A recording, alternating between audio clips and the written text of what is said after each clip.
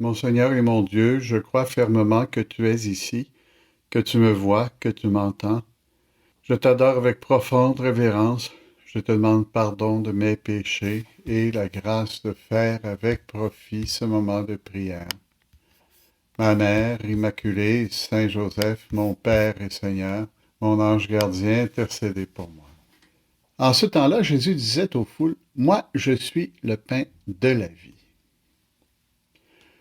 Une constatation auquel on peut croire facilement si on considère d'une façon analogique, donc on voit d'une façon large, hein, que Jésus, par sa parole, nous donne la vie.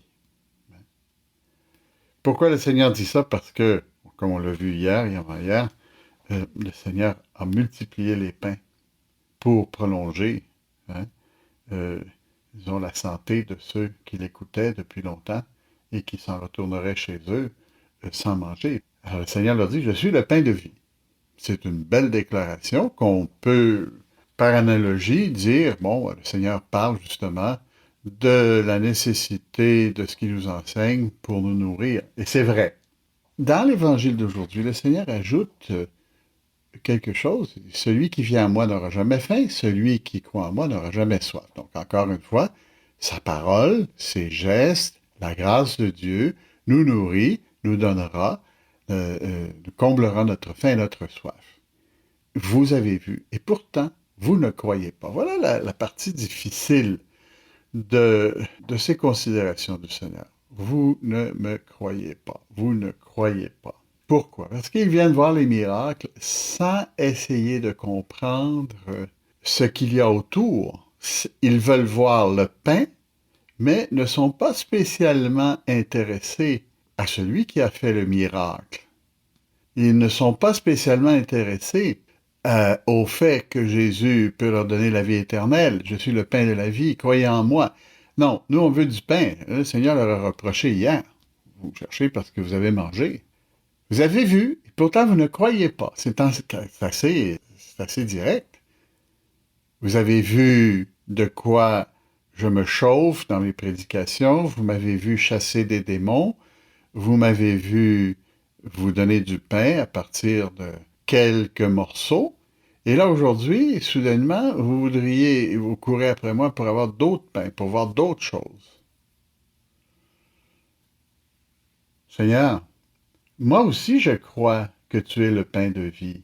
Je sais que j'ai besoin de toi pour, euh, euh, pour trouver Dieu, Dieu le Père, pour te trouver hein, comme mon Dieu et pour trouver l'Esprit Saint à travers toi, mais tu en demandes beaucoup à tes disciples.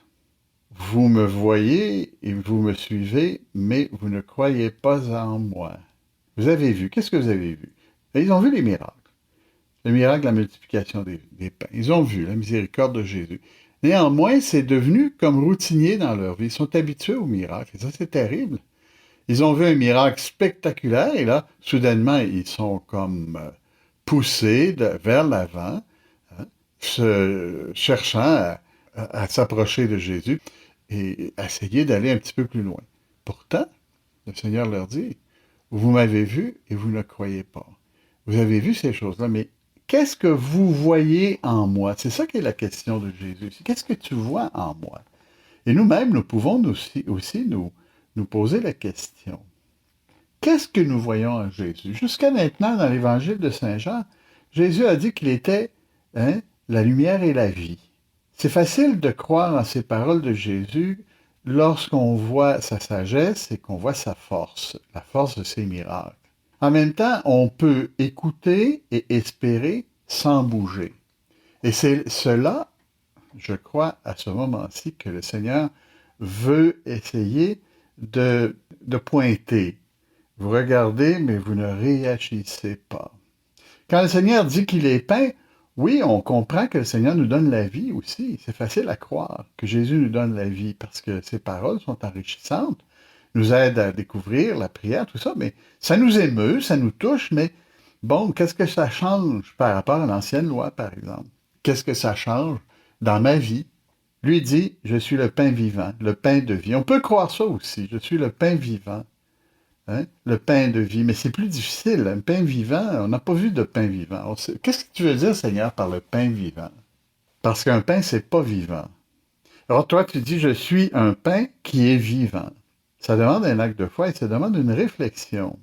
On peut aller à Jésus pour toutes sortes de raisons, mais on veut aller pour les bonnes. Le Seigneur essaie de leur faire comprendre la raison de la multiplication des pains. Il faut s'interroger là-dessus. Quelles sont les raisons de la multiplication des pains? Pourquoi, Seigneur, est-ce que tu as multiplié les pains? Parce que tu avais miséricorde de nous, les gens qui étaient là, tu les as traités comme chacun d'entre nous, avec beaucoup d'amour.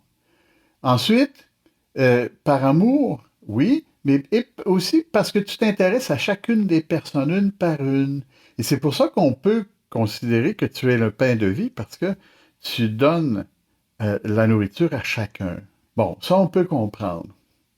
Tu voudrais que le fait qu'on reçoive de toi grâce sur grâce et qu'on soit continuellement dans ton champ de vision et que tu t'occupes toujours de nous, soit pour nous un motif pour que nous continuions de te suivre et que nous découvrions ce que tu es et que nous cherchions à approfondir, savoir qui tu es, pour pouvoir aller librement vers toi et non pas juste à cause de miracles. Comme dit Jésus, telle est la volonté de celui qui m'a envoyé, que je ne perde aucun de ceux qu'il m'a donnés.